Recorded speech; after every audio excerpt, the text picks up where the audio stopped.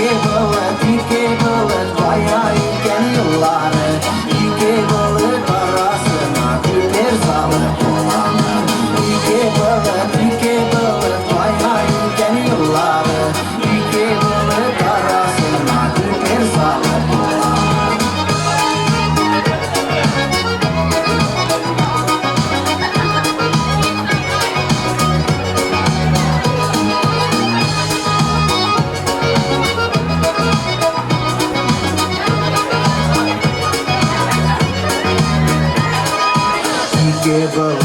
İki balık yaragaya bağlar, Günlerinin ellerine koyan davalar. İki balık kayarken yılları, iki balık arasına küper salıp olanı. İki balık kayarken yılları, iki balık arasına küper salıp olanı.